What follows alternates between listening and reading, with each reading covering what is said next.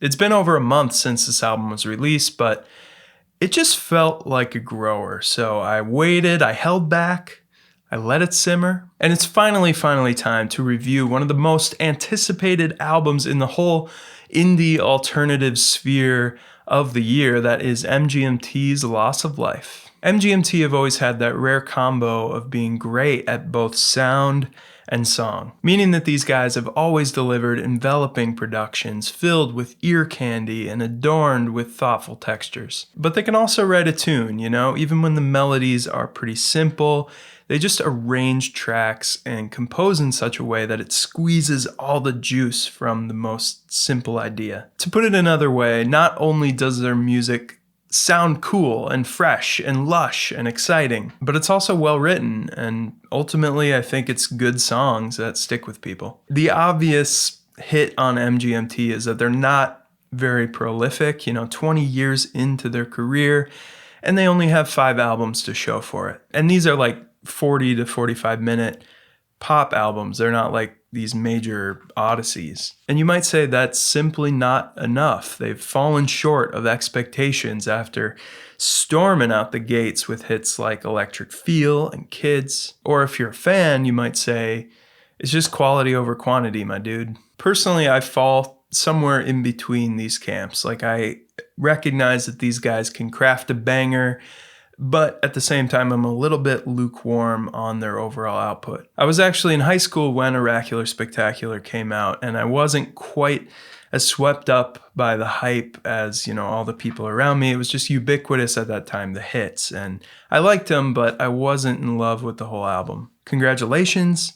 Very different story. I really like the adventurous psychedelic approach on that one. It's a solid 8 out of 10 album for me. The self-titled was meh. But Little Dark Age is tied with Congratulations as my favorite MGMT album. It really got me just freshly excited about the band again. The first 4 tracks on that thing are perfection, absolute perfection. That album is a sugar high, but it's also nourishing for the long run. I feel like it's aged pretty well. Unfortunately, it's been 6 years now, so that lends itself to some bloated expectations for whatever was going to follow Little Dark Age. So it's a tall task for Loss of Life to get old fans back on the train after some significant growing up between the last album and this one, and really every MGMT album. It's like these major life changes. Mother Nature is really the first proper track here and gets things started with this unassuming acoustic sound bed. Some theremin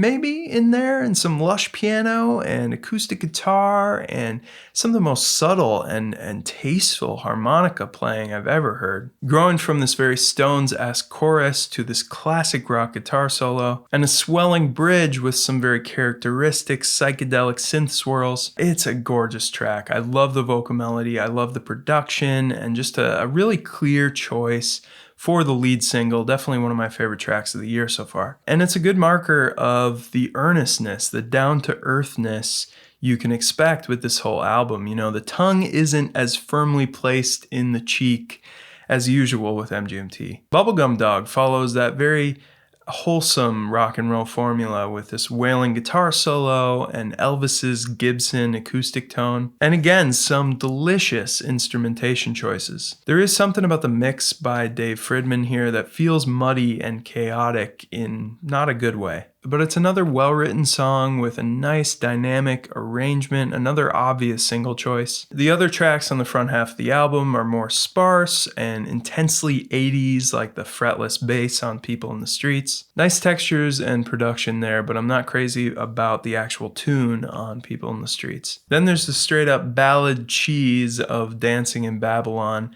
I get it. I can understand. I can see the appeal for people who like that kind of thing.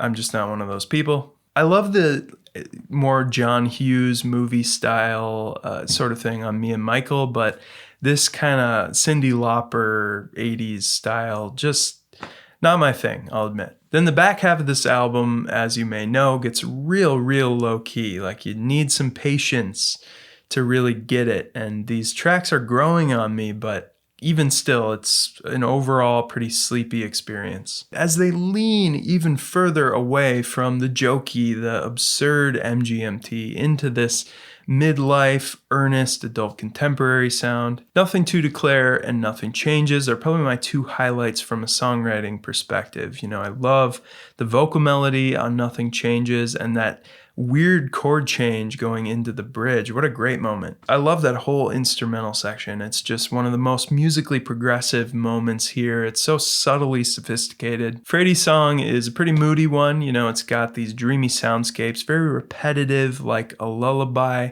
Effective as a mood setter. It's a nice lullaby track from a young dad. You know, I can relate to it, but it really is reserved for the back half of any album. You know, it reminds me of a song like Uma from Yesayer. And I Wish I Was Joking has a similar effect for me. It's kind of like People in the Streets in that it's forgettable, pleasant, but just nothing special. The first part of Loss of Life then is at the end of the album. The second part was the first track on the album. It's really a production showcase type of bookend track with all sorts of bells and whistles, an array of synths and cheap piano sounds and some triumphant sounding brass in there to really balance out the eerie composition. And fitting of a title track, I think the melody on this one conveys the juxtaposition between melancholy and contentment better than any other track on the record. Juxtaposition between the bitter end of life and the accepted end of life, the embrace of the temporal, and this invitation to dance in Babylon, as it were. I think this point of view comes across so strongly in every aspect of the music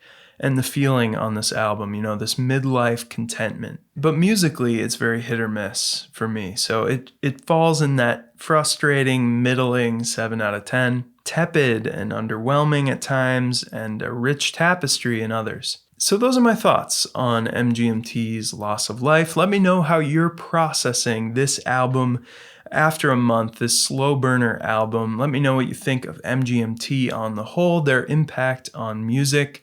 If you haven't yet, please subscribe to the channel, like this video, and as always, thank you so much for watching.